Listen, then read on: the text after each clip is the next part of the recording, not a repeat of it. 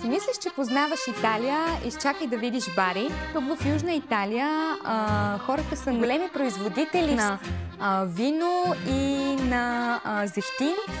Като за Бари сигурно сте чували главната улица, на която се намират бабите на Бари, които месят прясната си паста там, което всъщност е доста традиционно за Бари. Първата ни обиколка е, разбира се, на Стария град, като започваме с Кастило ди Бари или замъкът на Бари, като той е построен от краля на Сицилия Рожер II. След това е съграден наново от император Фридрих II. В момента той се използва само за изложби, но туристите са изключително доволни, когато влязат вътре и видят всъщност колко много история и култура има от самата Италия, от Бари и от средновековието.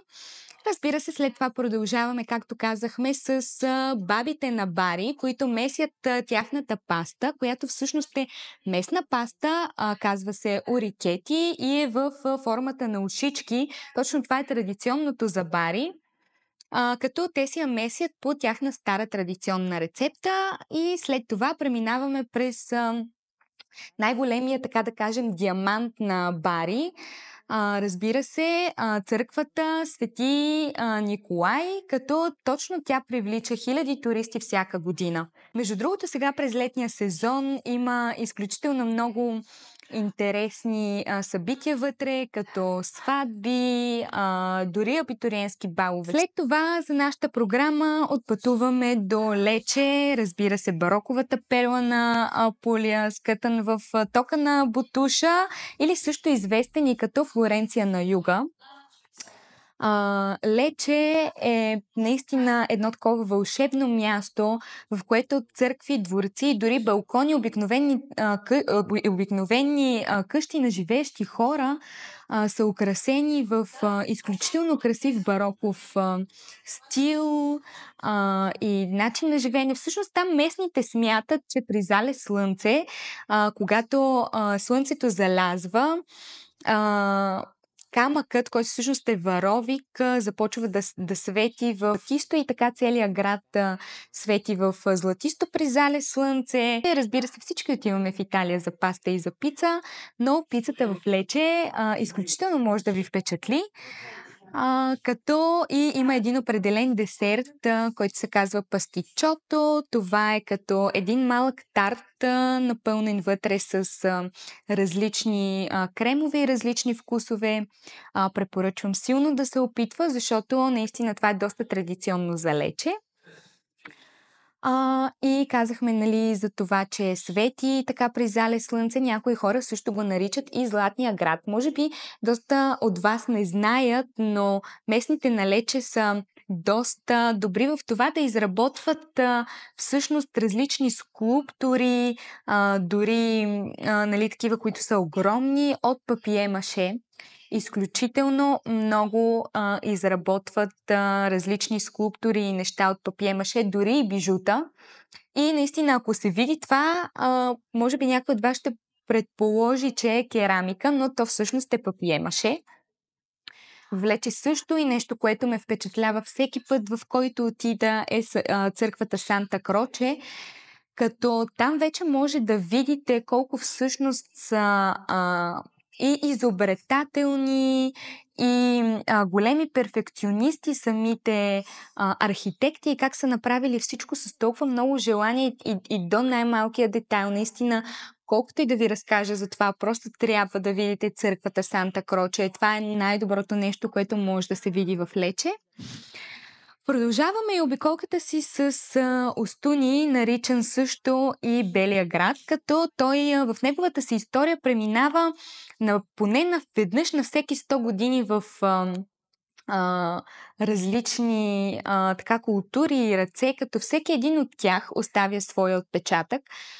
Между другото, доста от туристите винаги са ми споменавали, че когато отидем там се чувстват все едно са в Санторини. Но наистина е изключително красиво. Местните са така доста сплотени, заради това, че на всеки 4 години всъщност те се събират заедно и заедно измазват града с бял варовик, а, за да могат да си запазят името, разбира се, Белия град.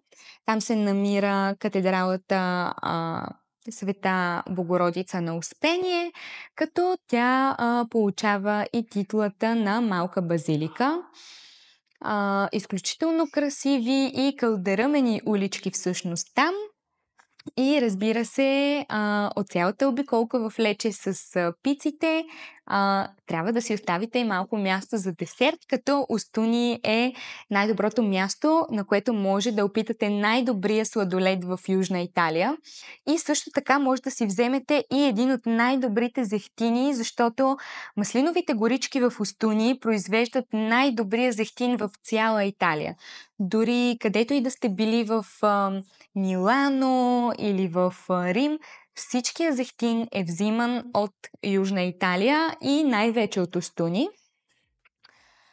На следващия ден вече преминаваме през Матера и разбира се, моето, мога да кажа така, любимо място.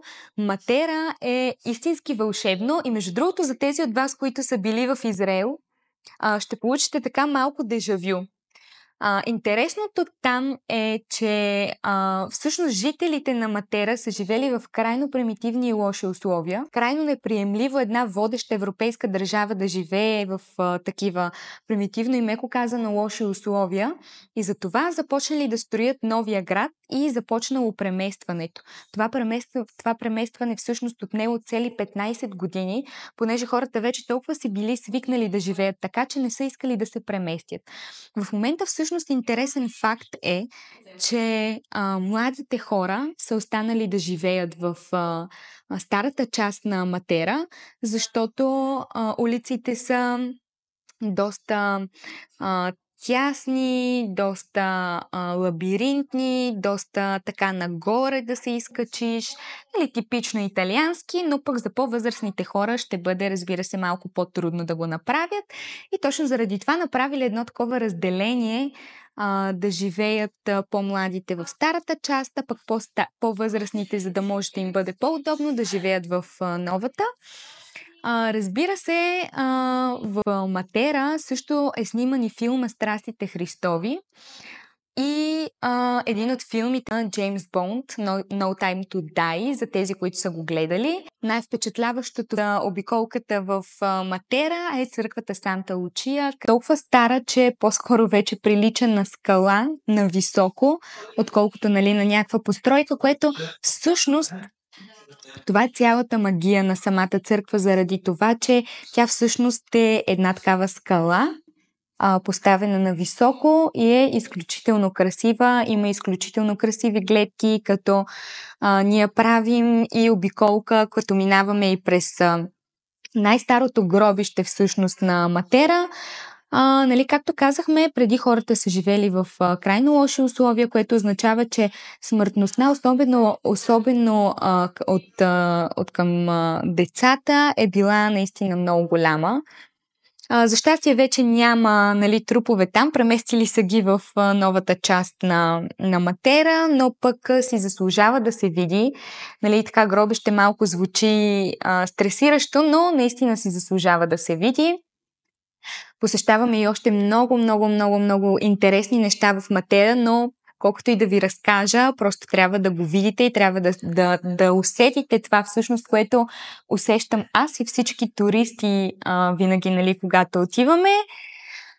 И приключваме, разбира се, с Алберобело, приказната столица на трулите. Като интересен факт за него е, че в буквален превод от италиански означава красиво дърво. Има доста теории всъщност за трулите, за това, че те са построени всъщност без абсолютно никакъв спойващ материал. Това е било така, защото в миналото имали са прекалено високи данъци и се смята, че една трула може да бъде превърната в купчи на камъни само за около половин час. Също така, те са много интересни заради това, че в миналото те всъщност покривите са им били бели, разбира се, от слънцето вече са потъмнели, но ако отидете, можете да забележите как на всеки един покрив, на всяка една труа има различен символ, например кръст или кръгче или някакъв символ, който всъщност говори и символизира нещо. Напоследък стана доста голяма туристическа дестинация. Разбира се, заслужава се да се види. Алберобел е известен с своя ликьор, всъщност, който правят там ръчно. Има различни вкусове, може да опитате всеки един вкус. Между другото, са в едни такива стъклени шишенца, които имат формата на труа, и когато се изпие самия ликьор, може да се използва и за зехтин, което е доста практично. Ако сте готови заедно да се впуснем в това приключение и в цялата тази история, и всички тези неща, които ви разказах и които всъщност не съм ви разказала, за да мога да оставя малко повече така вълнение във вас, заповядайте с мен. Ще обиколим сърцето на Южна Италия, а именно Бари и всички градове, за които говорихме. Заповядайте!